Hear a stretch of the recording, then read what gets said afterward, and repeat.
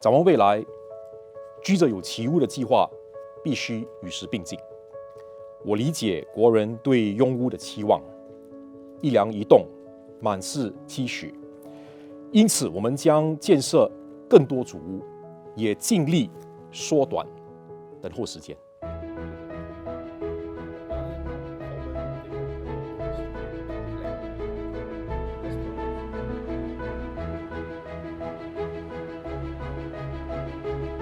我认为我们可以加快我们的步伐，可以建更多新的组屋单位，让更多的国人受惠。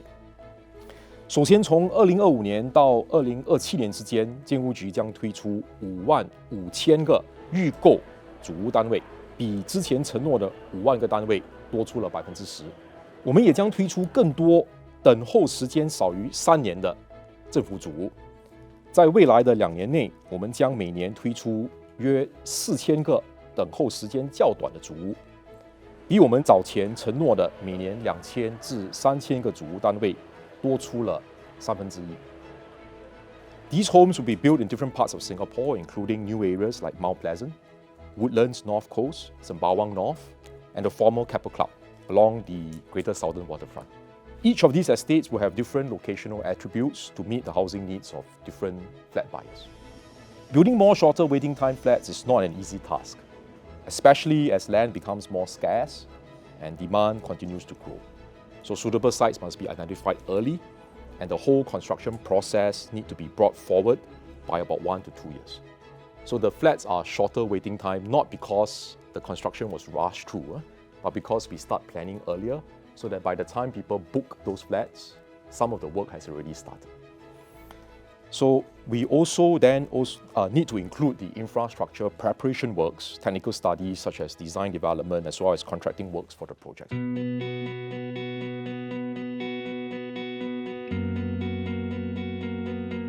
People who currently exceed the 14,000 income ceiling, because salaries have gone up over the years, so we understand and we do want to review the salary threshold at an appropriate time.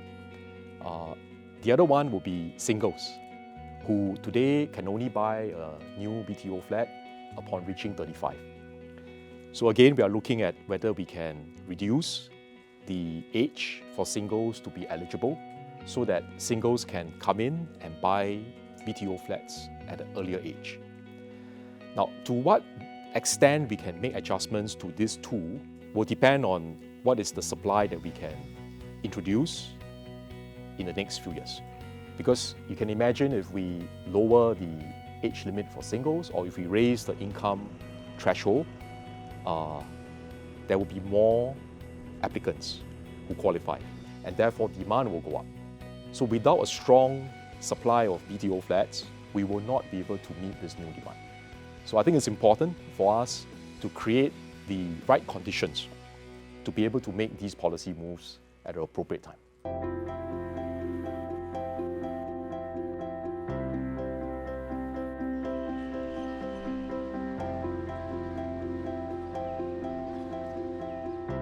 Because these flats were built in the 1970s, 1980s, if they all wait till the end of lease and then all of them get torn down and rebuilt, it will be a lot of redevelopment in the 2070s and 2080s. This will be very disruptive to residents who are staying in these towns. Hence, it is better to stage the redevelopment progressively over 20 to 30 years. This also allows us to be more strategic in how we replan our aging towns and to reap some of the land intensification and estate rejuvenation gains earlier. We do not need to scale up the voluntary early redevelopment scheme of VERS until sometime in the late 2030s, when the older flats reach their 70-year mark.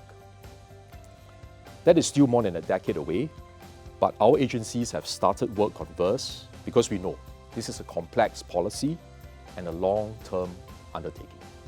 This includes setting parameters to identify possible VERS sites, ensuring sufficient homes are ready in time for residents who are involved in VERS to relocate to, and working out a fair package for VERS residents.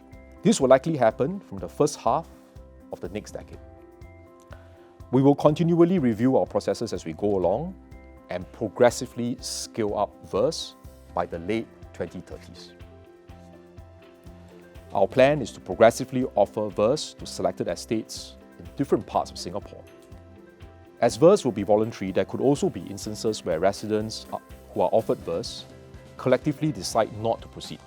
Now, for these residents, they can continue to stay in their flats until the leases run out. The government will support them in other ways to keep their flats and their estates livable and vibrant, including through upgrading programs like HIP2, Silver Upgrading Program, and Neighbourhood Renewal Program. As MND had previously explained, SERS involves compulsory acquisition and is highly selective. Looking ahead, we will focus our efforts and resources on VERS, and we currently have no plans to do any more SERS.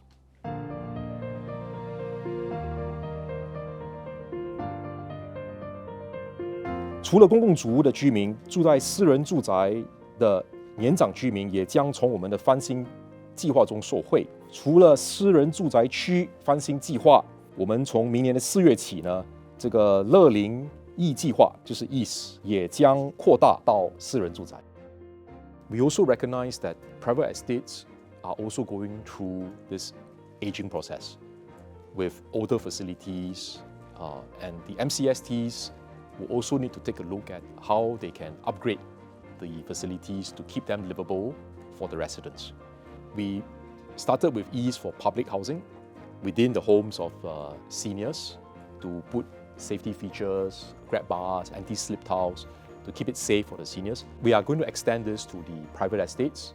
I want to start off by saying that it will not be exactly the same as what we do for public housing, especially in the common areas, because for public housing in the common areas, those are public facilities.